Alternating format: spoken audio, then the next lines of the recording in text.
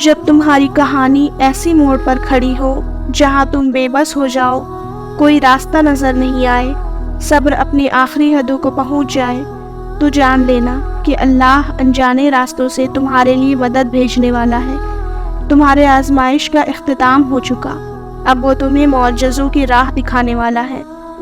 پتہ ہے صبر کی انتہا کیا ہے؟ اس وقت بھی صبر کرتے رہنا جب لگ رہا ہو کہ اب کچھ نہیں بچا، سب ختم ہو گیا، اب آنکھوں میں اور آنسو نہیں بچے، اب دل میں اور برداشت نہیں رہی، اب میں گر جاؤں گی، میرے قدم لڑکھڑا رہی ہے۔ ہم صبر کو آسان سمجھتے ہیں، صبر ہرگز آسان نہیں، یہ بہت بڑی قربانی ہے، اس لیے صبر اللہ کو سب سے زیادہ پسند ہے۔ تمہارا صبر تمہاری آزمائشوں سے زیادہ بڑا ہونا چاہیے۔ گھبراؤ نہیں، پریشان نہ ہو، نا امید نہ ہو، وہ تمہاری ہر صدا سن رہا ہے، تمہارے آنسو اس کے لیے بہت قیمتی ہے، وہ بہت جلد تمہاری دعاؤں پر کن فرمائے گا۔ یہ دیر فقط تمہارے صبر کا امتحان ہے۔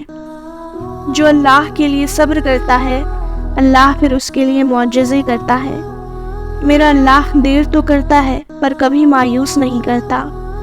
بہترین صبر وہ ہے جہاں لوگوں سے شکایت نہیں کی جاتی۔ صبر کرے اور اللہ پر چھوڑ دے۔ جتنی مشکل آزمائش ہوتی ہے، صبر کے صلے بھی اتنے ہی خوبصورت ہوتے ہیں۔ جب تکلیف حد سے بڑھ جائے، آنسو پلکوں پر ٹھہر جائے، تو جائے نماز بچھا لینا اور رب کو اپنے پکار لینا۔ تمہیں لگے گا کہ برسوں پرانا بوجھ دل سے اتر گیا، اتنا سکون محسوس ہوگا کہ جیسے ہر غم زندگی سے نکل گیا۔ قبولیت میں دیری کا مطلب یہ نہیں کہ دعا قبول نہیں ہوگی، بلکہ حقیقت تو یہ ہے کہ کچھ دعائیں اللہ تعالیٰ اپنے پاس سنبھال کر رکھ لیتے ہیں اور پھر بہترین وقت آنے پر کن کا معجزہ کر دکھاتے ہیں۔ صبر کرو اور پھر صبر کی کرشمے دیکھو۔ آپ آج تکلیف میں ہیں تو صبر کریں، کل یہ تکلیف ختم ہو جائیں گی۔ کچھ بھی ہمیشہ کے لیے نہیں ہوتا، تنگی کی یہ دن بھی گزر جائے گی، لیکن رب پر یقین وہ ہے جو آپ نے ہمیشہ پختہ رکھنا ہے۔